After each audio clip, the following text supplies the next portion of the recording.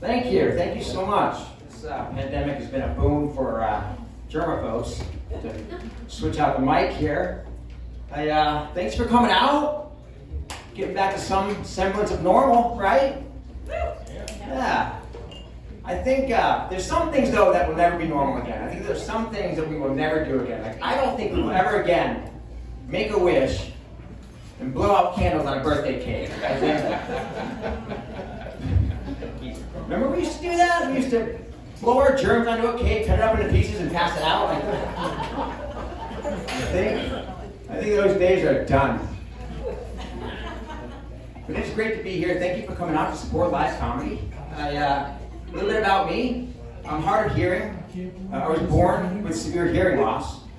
So like if we're out in the world and you think I'm ignoring you, I probably am actually. I got a great excuse. Just playing the hand I was dealt. I think we should all play the cards we're dealt in life, you know? Yeah, growing up, I was this cute little kid with these enormous hearing aids, right? Like bigger than my head. And now, they're virtually invisible. These tiny things. $7,000 in my hands right now. $7,000. Insurance doesn't cover it. That's a whole nother thing.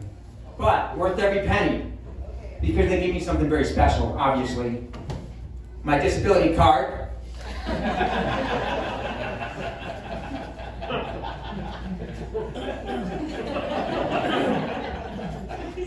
Do you know what it doesn't get me? The handicap spot.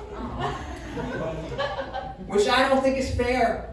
I mean, some of the things people get the handicap spot for, like what? You got fibromyalgia, need the handicap spot? Come on. Give me a break. Guy in my gym parks in the handicap spot. He's perfectly able-bodied. You gotta see this guy's workout. Kettlebell swings, box jumps. So finally I asked his trainer, I'm like, what is that guy's disability? And he said, guy's HIV positive. And I'm like, I have AIDS.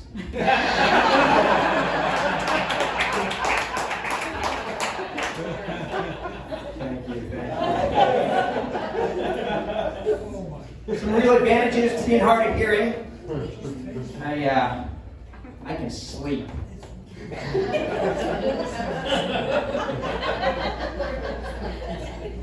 Through anything. Like I could be the world's greatest napper.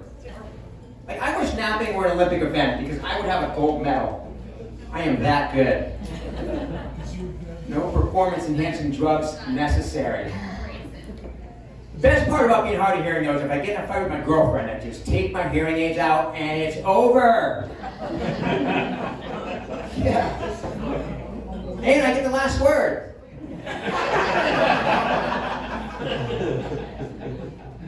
Alright, technically she gets the last word. But it falls on deaf ears, so works out really well. Well, it worked out really well, I should say. I'm newly single. One thing the pandemic was good for, really forced the issue for a lot of relationships, you know? Especially unmarried domestic partnerships. And a real put up or shut up time for a lot of people, you know? And I'm not the only one. Did you hear? I read, since the start of the quarantine last year, that marriage rates have gone way down. Way down. And then I read that suicide rates have gone way up. These are real statistics. And I can only conclude, when forced to cohabitate, death seems like the better option for a lot of people. I don't know how else to interpret that data. We're on good terms though, Max and I. I know we talk, we text, and sometimes we do things together, just not have sex. You know, like a marriage. I'm one of those people, I'm friends with all my exes, which works out really great for me, because otherwise I wouldn't have any friends, so. Yeah, it's okay, I have a lot of exes, it's okay. I had to let go of a toxic person in my life recently. You ever have to do this? You know, like someone you grew up with, you got a lot of history with, and you try to maintain a relationship, you know, for old time's sake. But every time it's just chaos and negativity. And just, I just got, at a certain point, I've been through enough therapy where I know I gotta put myself first. So I said to this person, I said, Mom.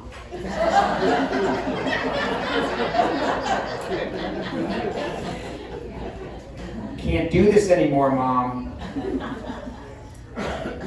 Sucks being estranged from your own mother. Doesn't go over well on dating sites. Women do not like to know you don't get along with your mother. That is not sexy at all, even when I qualify it with extremely well-adjusted after 20 years of therapy, that doesn't quite, it's like, what a catch. Given the relationship with my mother, I really should be a serial killer. Instead I'm a stand-up comedian, so fine line. It's a very fine line.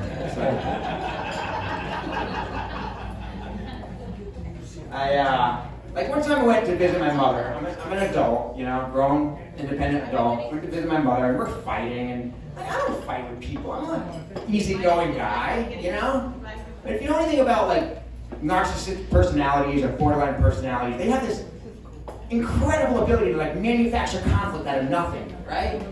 So we're fighting, and I said to her, Mom, why are you always mad at me? She's like, what did I do?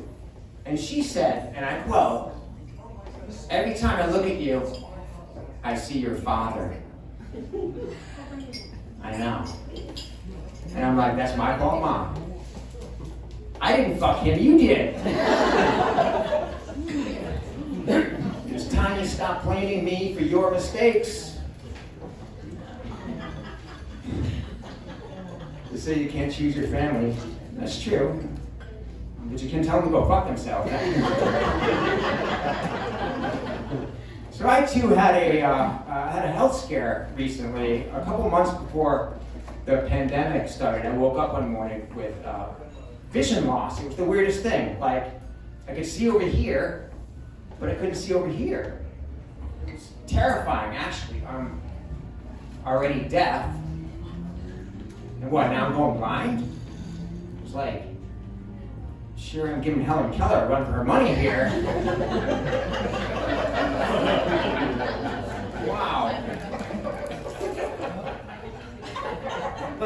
And then I was like, well, maybe one more disability and I'd be on America's Got Talent at this point.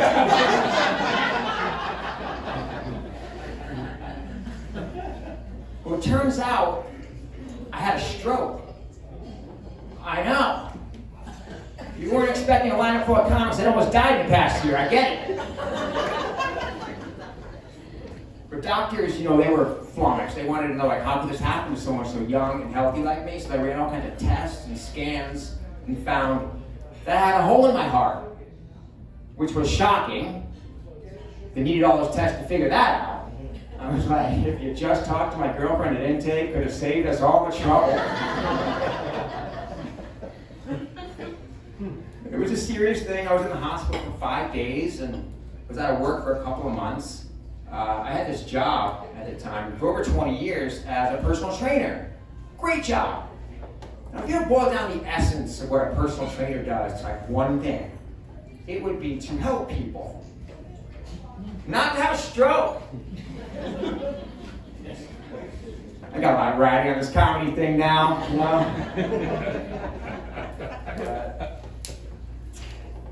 But it was a life-changing event, Being told I almost died, or could have been severely disabled, and it stopped me in my tracks, And so I asked the doctor the obvious question that anyone in my situation would ask in that moment. I said, Doc, now, can I get the handicap spot?